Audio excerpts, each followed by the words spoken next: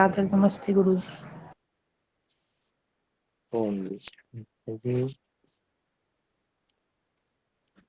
वैशेषिक दर्शन के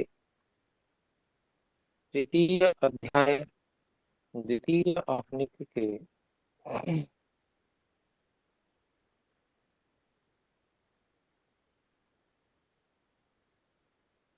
हमने 14 सूत्र पढ़ लिए हैं।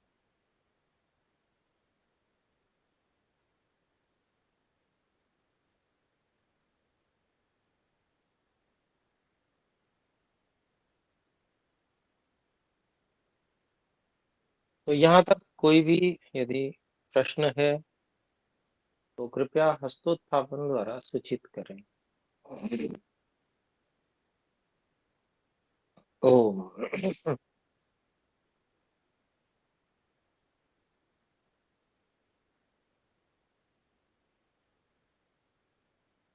तो कोई प्रश्न प्रतीत नहीं हो रहा है तो हम आगे बढ़ सकते हैं।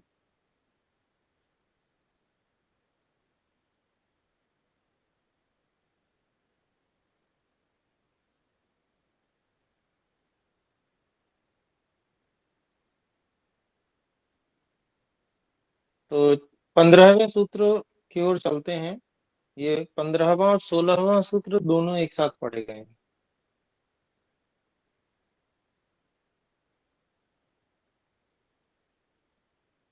देवदत्तो पुनः शंकते, फिर से शंका कर रहे हैं पूर्व पक्षी। तो 15वां सूत्र है, देवदत्तो गच्छति इत्युपचारादभिमानात् तावत् शरीर प्रत्ययो अहंकारः। और 16वां सूत्र सूत्र है संदिग्धस्तु उपचारः।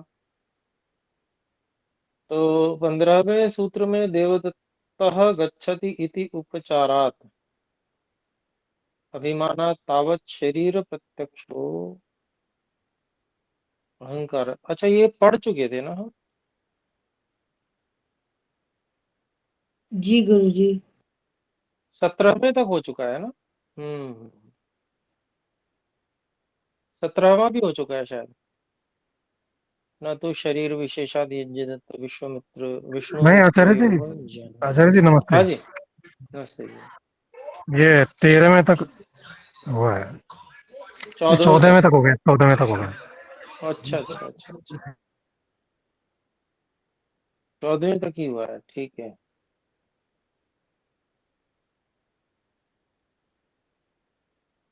चलिए तो देख लेते हैं, कोई बात नहीं। 15वां जो सूत्र है, देवदत्तः गच्छति इति उपचारात् अभिमानात् तावत् शरीर प्रत्यक्षः अहंकारः।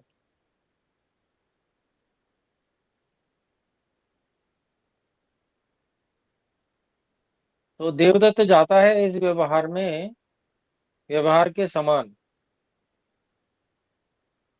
जो अहम अनुभूति है वो शरीर में होने के कारण से, जो अहम की अनुभूति है वो शरीर का प्रत्यक्ष है, इसलिए अहम का अर्थ आत्मा कहने से वो अनेक पक्षों में चला जाता है, अनेकांतिक है। तो ठीक है। और संदिग्धस्तु उपचार है, इसीलिए उसको अनेकांतिक कहा है। संदिग्ध अर्थात अनेकांतिक अर्थात संदेह, संदेहास्पद।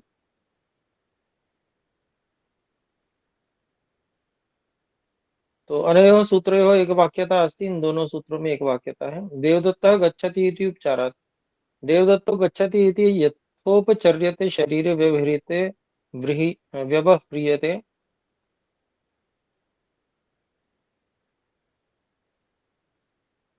देवदत्त जाता है, जैसे इसका व्यवहार किया जाता है वो शरीर में व्यवहार होता है, तथा ही और वैसे ही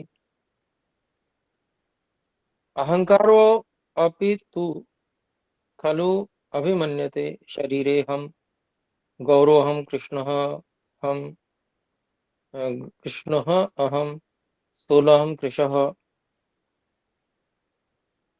तो कहते हैं कि भाई ऐसे ही जो है, ये जो अहम शब्द का प्रयोग है, अहंकार कहेंगे इसे। अहम, जो अंदर से निकलती है बात, अहम, यह भी तो ऐसा माना जाता है कि शरीर में ही माना जाता है कि अहम गौरव, मैं गोरा हूं, अहम कृष्णा, मैं काला हूं। तो शरीर के लिए ही अहम का प्रयोग होता है। जिसको देख लीजिए वो ऐसे ही कह रहा है, अहम स्थूलो, मैं मोटा हूं, अहम कृष्णा। शरीर को के लिए अहम शब्द का प्रयोग हो रहा है, ऐसा कहते हैं। एवं गमनम,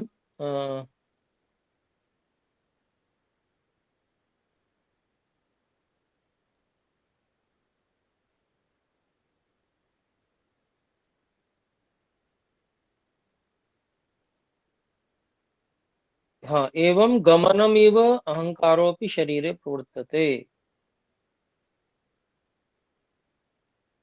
तो जाना, जो जाने के समान भी जो अहंकार, अहम शब्द जो है वह शरीर में प्रवृत्त होता है।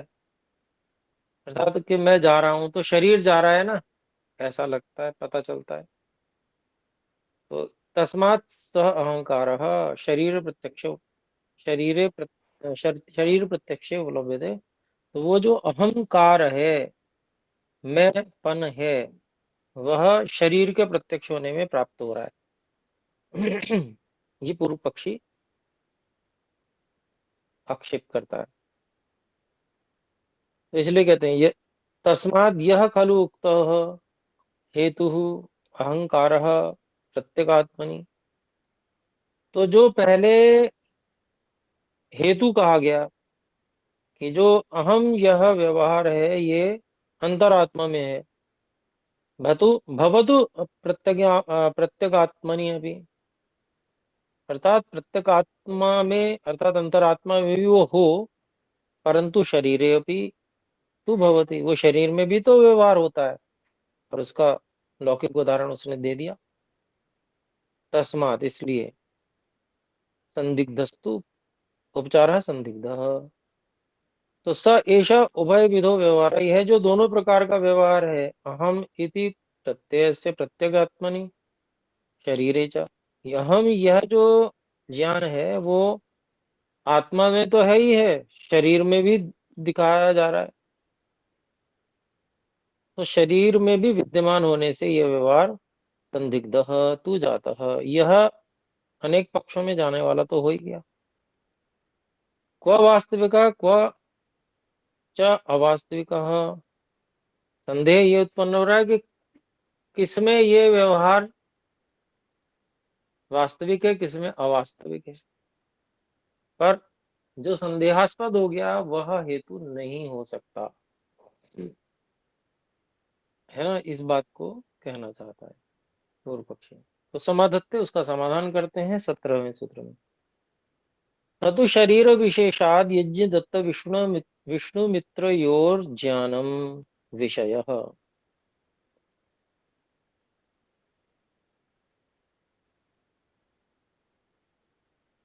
कहते हैं कि केवल शरीर के आधार पर मैं यज्ञ दत्त, ये मैं यज्ञ दत्त या मैं विष्णु मित्र, इस प्रकार की जो अनुभूति है वह केवल शरीर ही उसका विषय नहीं हो सकता। इसलिए आत्मा को अलग मानना चाहिए, जो ज्ञानादि गुणों वाला है।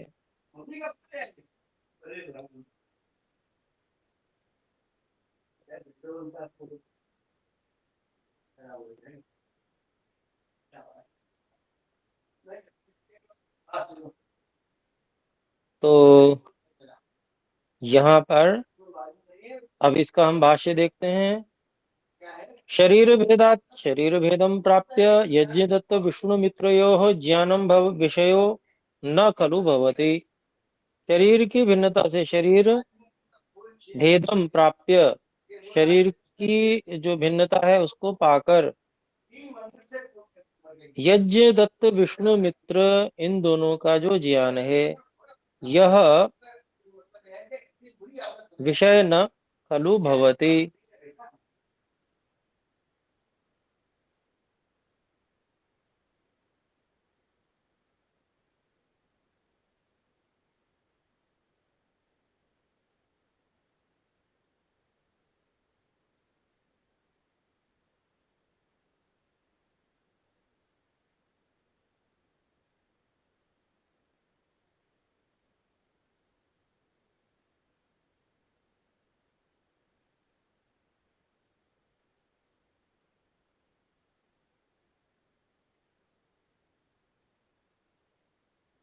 आचार्य आप म्यूट हो गए हैं। जी जी, अब मैं अनम्यूट कर रहा हूँ। ठीक है, तो शरीर भेदात शरीर भेदम प्राप्य यज्ञ दत्त विष्णु मित्रयोः ज्ञानम विषयो न खलु भवति। तो यहाँ पर कह रहे हैं कि शरीर का भेद होने से, अर्थात शरीर के भेद को प्राप्त करके यज्ञदत्त और विष्णु मित्र इन दोनों का जो मैं हूं ऐसा ज्ञान, ये विषय नहीं होता।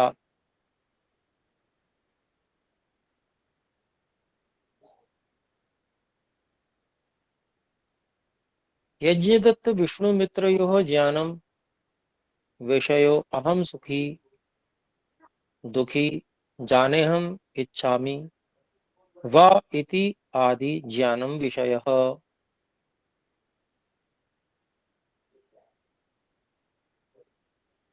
तो यज्ञदत्त और विष्णु मित्र इन दोनों का जो ज्ञान है, वो ज्ञान का जो विषय है कि मैं सुखी हूं, मैं दुखी हूं, मैं जान रहा हूं, मैं इच्छा कर रहा हूं, इच्छामि, ये सब, ये जो ज्ञान का विषय है। शरीर भेदम शरीरस्य गौरत्व कृष्णत्व आदिकम आश्रित्य नैव भवति। तो ये जो विषय है यह शरीर भिन्न होने पर, शरीर की जो गोरापन है, कालापन है, इसका आश्रय लेकर ऐसा इसमें अंतर नहीं आता कि मैं हूं, ये हर शरीर में एक समान होता है। मैं सुखी हो रहा हूँ या मैं दुखी हो रहा हूँ ये भी समान होता है। इसमें गोरे और कालेपन का कोई फर्क नहीं पड़ता। शरीर चाहे गोरा हो चाहे काला हो, ये अनुभूतियां समान रहती हैं।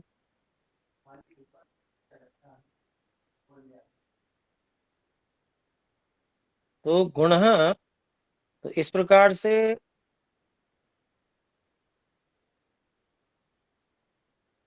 जो कहा जा रहा है नैवम भवति, यदि ही अहम सुखी, हाँ यहाँ से है, यदि ही अहम सुखी दुखी इच्छामि इति एवं आदि ज्ञान गुण शरीरस्य शरीर भेदम आश्रित्य, अगर कि जो कहा जाता है कि मैं हूं या मैं सुखी हूं, मैं दुखी हूं या मैं इच्छा कर रहा हूं, इस प्रकार से जो ज्ञान गुण है वो शरीर की भिन्नता का आश्रय लेकर हुए, तरही गौर शरीर बतो देवदत्त से सदा सुख अनुभूत्या भवितव्य। तो गोरे शरीर वाले जो देवदत्त है उसको सदा सुख की अनुभूति वाला ही होना चाहिए। जैसे कि मान्यता है संसार में कि गौर वर्ण ज्यादा अच्छा है, ऐसी मान्यता प्राय करके मिलती है।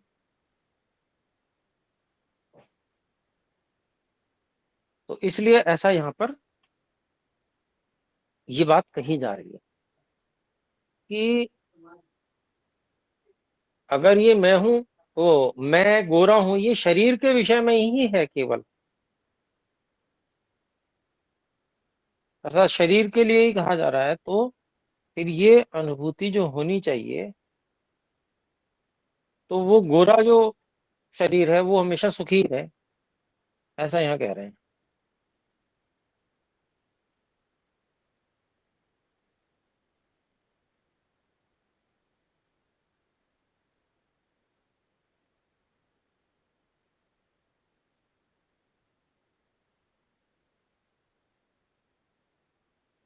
अच्छा, फिर इसके बाद में है, कहते हैं न च भवति, परंतु ऐसा होता नहीं है कि जो शरीर गोरा है वो हमेशा सुखी है।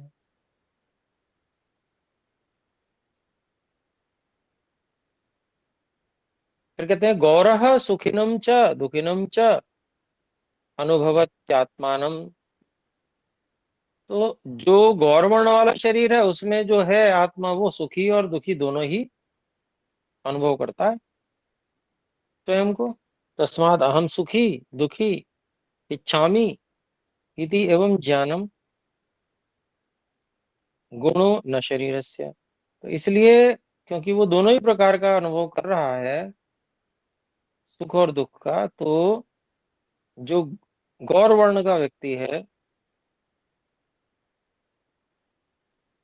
कैसा, दोनों प्रकार का, सुखी और दुखी दोनों प्रकार का अनुभव करने के कारण से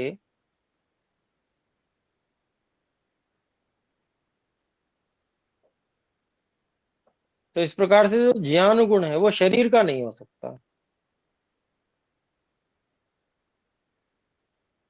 अथ च यथा शरीर गुणा रूपादयस्तु शरीरे स्थिरा भवन्ति।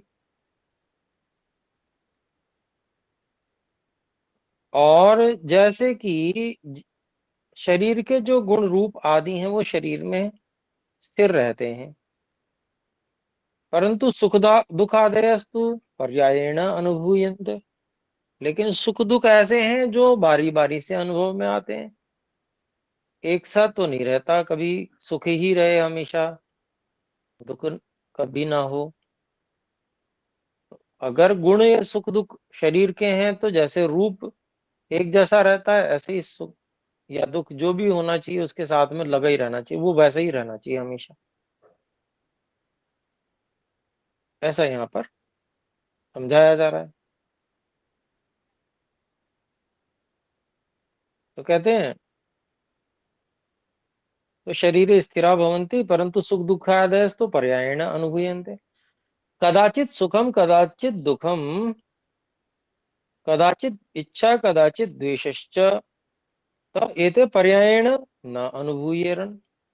तो अगर ये शरीर का ही गुण हो तो कभी सुख कभी दुख, कभी इच्छा और कभी द्वेष, ये बारी बारी से ये अनुभूत नहीं होने चाहिए, ये हमेशा एक जैसा रहना चाहिए, ये कह रहे हैं। तथा यदि ज्ञानम विषय है शरीर से, और अगर ज्ञान विषय शरीर का है, शरीर से स्यात्, और यदि ज्ञान विषय शरीर का होए, तरही तो शरीर से रूपादि गुणा शरीरे गृह्यमाणे।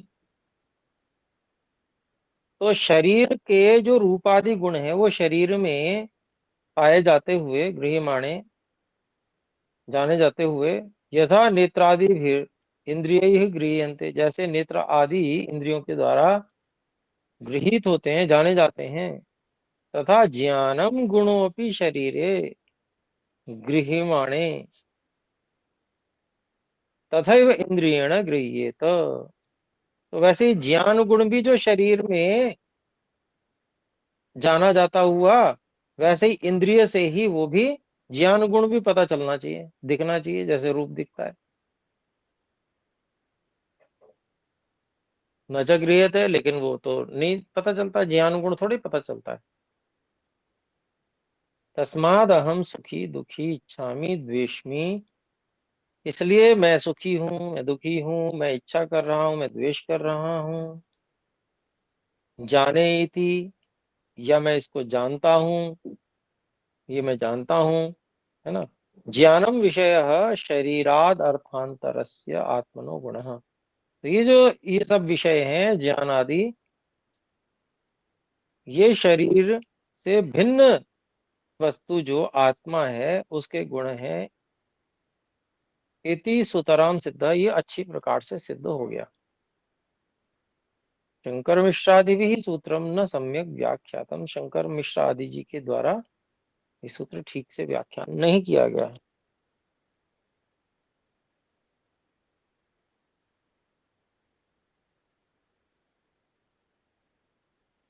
तो स्वामी ब्रह्म मुनि जी ने अनेकत्र जो सांख्य दर्शन है उसमें तो जो खंडन भी किया है, तो लेके विषय को कहीं कहीं कि भाई उन्होंने ऐसा कह दिया, ऐसा कहा, वो गलत है, तो कहा है सांख्य दर्शन। यहाँ पर जो है विस्तार न करने के लिए, कि विस्तार ज्यादा करना नहीं है, तो उन्होंने ज्यादा खंडन विषयक जो अन्यों का वाक्य उठाकर या भाष्य उठाकर उसका खंडन यहाँ नहीं किया है। लेकिन एक बात उन्होंने जरूर लिख दी कि भाई उन्होंने भाष्य ठीक नहीं लिखा है, व्याख्या ठीक नहीं की है। तो आगे कहते हैं आत्म सिद्धिमुपसंहरति। तो आत्मा को सिद्ध कर रहे हैं, तो उसका उपसंहार करते हैं कि आत्मा है।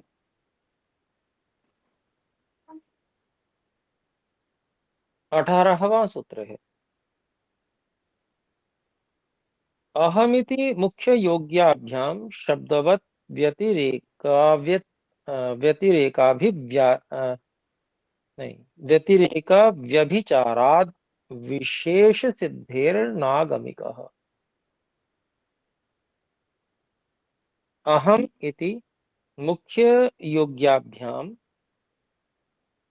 शब्दवत व्यतिरेकात नहीं व्यतिरेक अव्यभिचारात शब्दवत व्यतिरेक अव्यभिचारात विशेष सिद्धेः न आगमिकः।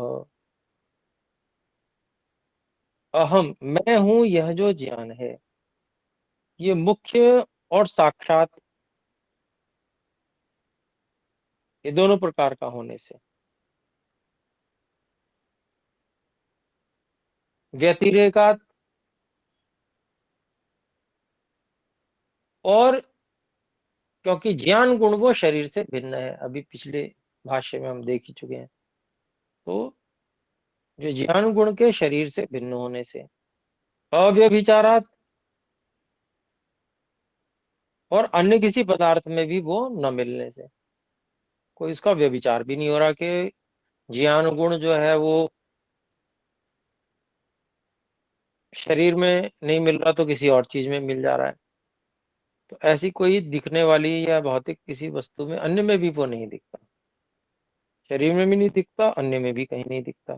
तो वो अव्यभिचारात, उसका व्यभिचार ना होने से, नियम भंग ना होने से, और विशेष सिद्धे है, अर्थात आत्म की ही विशेष रूप से सिद्धि होने के कारण से, न आगमिक केवल शब्द प्रमाण से सिद्ध होने योग्य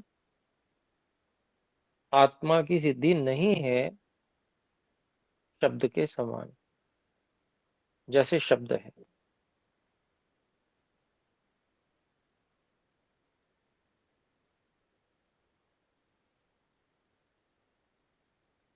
तो यदि हम एक वाक्य में उस बात को कहें तो अहम यह जो ज्ञान है, इसके प्रधान और प्रत्यक्ष होने से जो विशेष पदार्थ आत्मा की सिद्धि होने में केवल शब्द प्रमाण से ही सिद्ध नहीं होता, बल्कि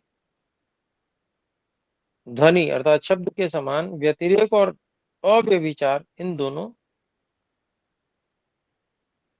हेतुओं से आत्मा जो है वह सिद्ध है।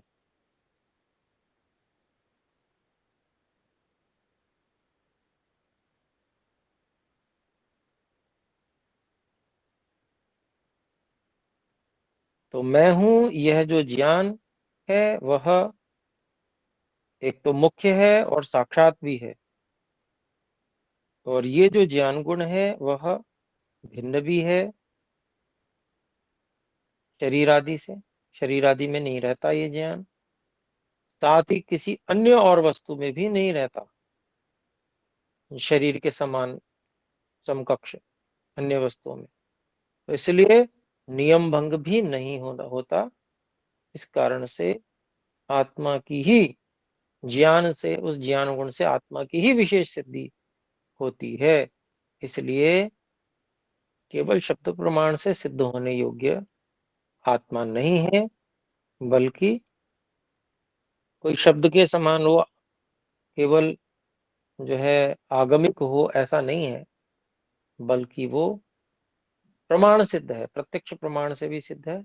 आत्म प्रत्यक्ष, स्वयं का प्रत्यक्ष मैं हूं का जो है वो है, ऐसे ही अनुमान प्रमाण से भी वो सिद्ध है। तो इसका भाष्य देख लेते हैं। जो पहले बातें कही हैं वो सब इसमें समाहित होंगी। तो अहमिति मुख्य योग्याभ्याम शब्दवत व्यतिरेका व्यभिचारात विशेष सिद्धे न आगमिका। ये सूत्र को ज्यों के त्यों रखा है, इसी को खोलेंगे अब। अहमिति प्रत्ययो ज्ञान गुणो मुख्य। मैं हूं, यह जो ज्ञान है, यह ज्ञान और ज्ञान गुण है, ये मुख्य है अर्थात प्रधान है। मुख्य है, प्रधान है। और फिर कहते हैं योग्य साक्षात अनुभाव्य। योग्य है अर्थात वो साक्षात अनुभव में आने योग्य है। योग्य का मतलब साक्षात अनुभव में आने योग्य है, अर्थात प्रत्यक्ष सिद्धि। इस जानने की हम लोग प्रत्यक्ष अनुभव करते हैं, प्रत्यक्ष सिद्धि होती है इसकी। जो है प्रत्यक्ष सिद्धि जो है वो आत्मा की ही है। प्रत्यक्ष सिद्धि खलु आत्मनः एव। तो ये प्रत्यक्ष सिद्धि किसकी है? आत्मा की है। तस्मात् तस्यात्मनि मुख्यत्व योग्यत्वाभ्याम। तो उस आत्मा में जो ज्ञान गुण है उसकी मुख्यता होने से और साक्षात अनुभव की योग्यता होने से शब्दवत व्यतिरेक, शब्दवत व्यतिरेक, शब्द के समान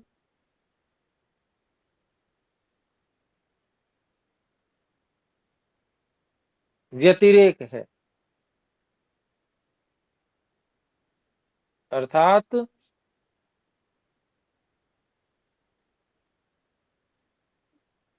जैसे शब्द कहीं और नहीं मिलता, ये व्यतिरेक है शब्द का। यानी कि शब्द की भी जो हमने शब्द को आकाश का गुण कैसे सिद्ध किया था, तो कैसे सिद्ध किया था, तो वो हमें ध्यान होगा। हमने शब्द का प्रयोग करके देखा था कि ना तो वो पृथ्वी में है, ना जल में है, ना वो अ, अग्नि में है, ना वायु में है। तो जब वहां कहीं नहीं है तो किस में है? आकाश में है। तो इसका मतलब आकाश का ही वो गुण है। जैसे हमने सबसे अलग करके शब्द को देखा था, ऐसे ही शरीर जो है, शरीर से भी जो यह ज्ञान गुण है वो अलग सिद्ध हो रहा है। और अव्यभिचार अर्थात उसका कहीं भी नियम भंग नहीं हो रहा। जैसे शब्द का नियम भंग नहीं हो रहा, ऐसे ही शरीर के विषय और उसके जैसी चीजों में कहीं पाया जाए ऐसा नियम भंग आत्मा के विषय में नहीं है। जैसे आत्मा का जो ज्ञान गुण है वो कहीं और भी पाया जा रहा है, ऐसा नहीं है, है ना। अव्यभिचारात। फिर कहते हैं यथा शब्दो व्यतिरेकात पृथिव्यादि तो व्यतिरिक्तत्वात्। तो जैसे शब्द था वो व्यतिरेक होने से, अर्थात पृथ्वी आदि से भिन्न होने से, अर्थात पृथ्वी आदि का गुण तो है नहीं वो। पृथ्वी, जल, अग्नि, वायु, इनका तो गुण है नहीं, तो उनसे व्यतिरेक होने से। और फिर कहते हैं परिशेषात। फिर जो बाकी बचा कौन? आकाश। तो परिशेषस्य अव्यभिचारात, बचे हुए आकाश का कोई व्यभिचार न होने से, नियम भंग नहीं हो रहा है। अर्थात आकाश के अलावा कहीं शब्द नहीं मिल रहा। तो अनैकांतिकत्वात्, अनैकांतिकत्वात्, अच्छा अन और लगा हुआ है, अर्थात नए तत्पुरुष का निषेधार्थक। मतलब उसमें अनेक पक्षों में जाने वाला दोष नहीं आने से अनैकांतिकत्वात्। आकाशस्य गुणः, इसलिए वो शब्द क्या है, आकाश का गुण है, इसीलिए शब्दवत यहाँ लगाया। तथा वैसे ही अहमिति प्रत्ययः, मैं, यह जो ज्ञान है, ज्ञान गुणों अपि, और ज्ञान गुण भी, व्यतिरेकात परिशेषात, अर्थात व्यतिरेक होने से, कहीं और नहीं मिल रहा, वो सबसे भिन्न है, सबसे अलग है, ऐसी परिशेषात, फिर बाकी कौन बचता, तो चेतन तत्व आत्मा। तो परिशेष से चा अव्यभिचारात, और बचे हुए जो आत्मा है उससे कहीं पर इसका व्यभिचार न होने से, नियम भंग न होने से, एक ही जगह मिलेगा ये ज्ञान गुण आत्मा में। तो अव्यभिचारात अर्थात अननय अननैकांतिकत्वात्, अर्थात अनेक पक्षों में न जाने से, आत्मनो ही गुण है, यह जो ज्ञान गुण है या मैं हूं है, यह आत्मा का ही गुण है। इति इत्थम विशेष सिद्धे, इस प्रकार से विशेष सिद्ध होने में, विशेष सिद्धि हो जाने से, शरीराद विशिष्टस्य, शरीर से जो भिन्न है, भिन्नस्य, उसी को खोल रहे हैं, विशिष्टस्य अर्थात भिन्नस्य, शरीर से भिन्न का, अहं तत्वतः, जिसमें अहमपन है, ऐसे तत्व वाले का, अहम इति प्रत्यक्ष अनुभूति ही, ये मैं हूं, यह उसकी प्रत्यक्ष अनुभूति है, जिसमें अहम तत्व है, जिसमें मैं हूं, ऐसे ही जो भाव उठता है ना, तो ऐसा जो अहम की उसमें प्रत्यक्ष की अनुभूति होती है। अतः आत्मनः सिद्धत्वात्, इसलिए आत्मा के सिद्ध हो जाने से, स आत्मा केवलम आगमिक, आगम मात्र मात्र साध्य,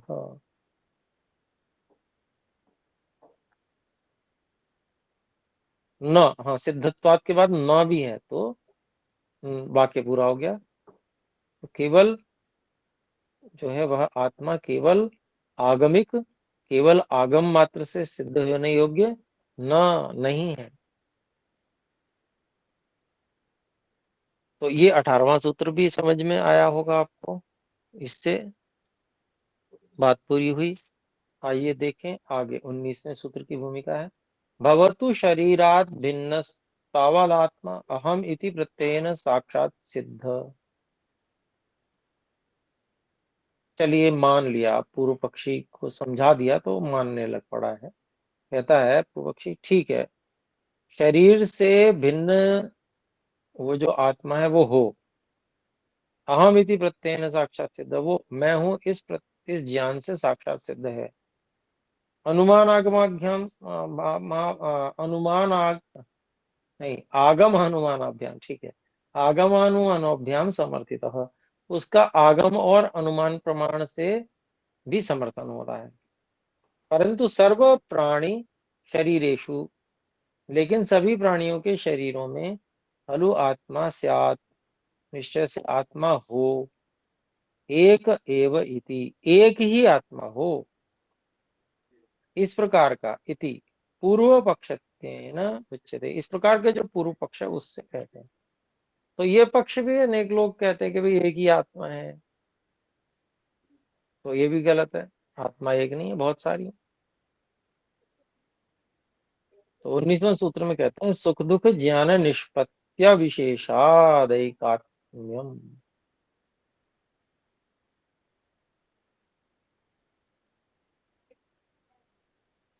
तो ये सूत्र भी पूर्व पक्ष के द्वारा कहा जा रहा है,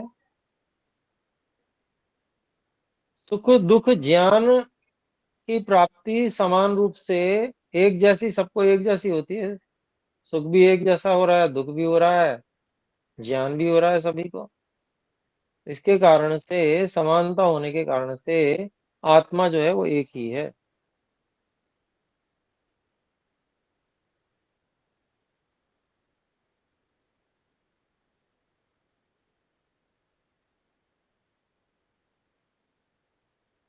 तो इसका भाष्य देखते हैं। ये पूर्व पक्षी का सूत्र है, उसी के अनुसार भाष्य है।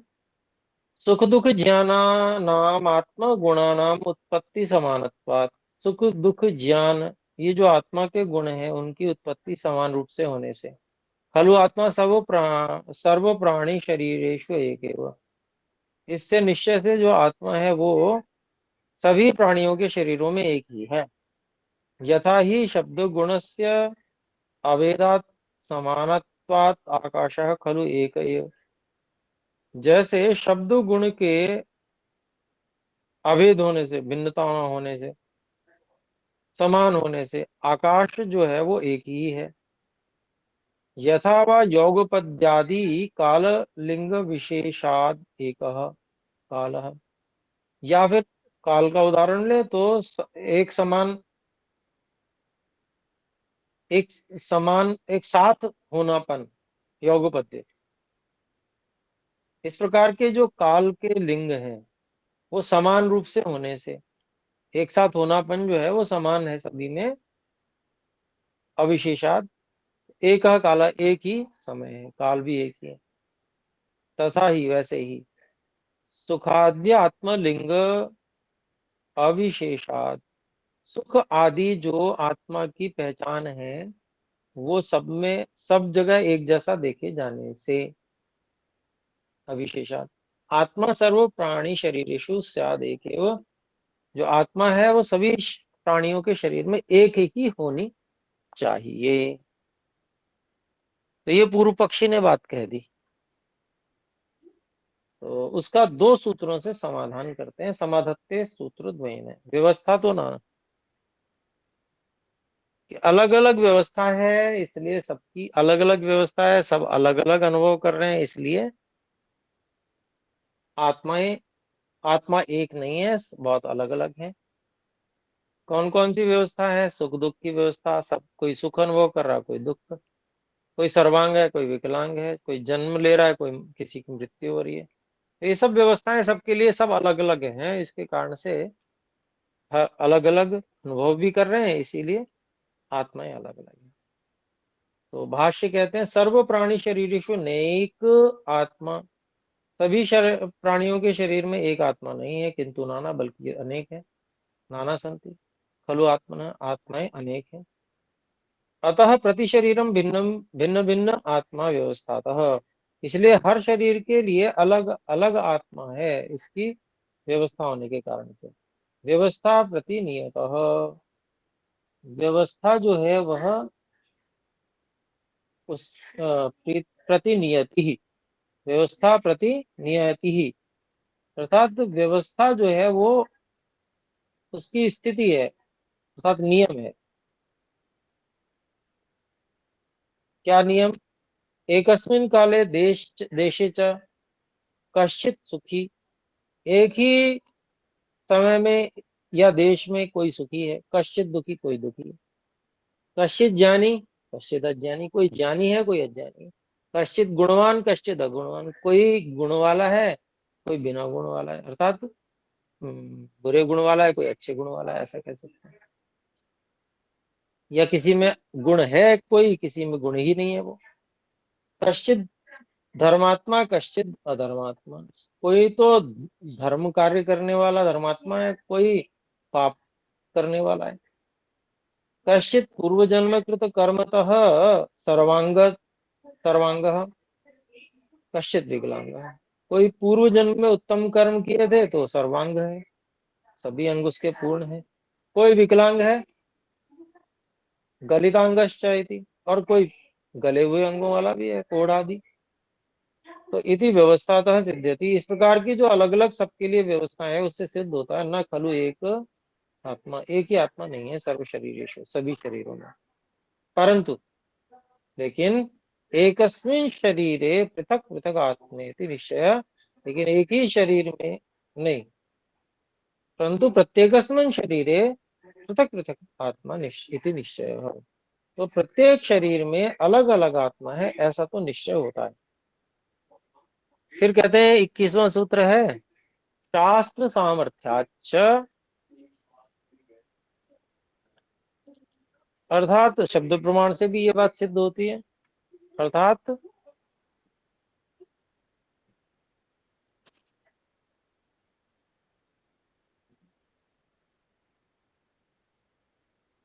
शास्त्र भी इस बात का समर्थन करता है कि अनेक हैं आत्माएं।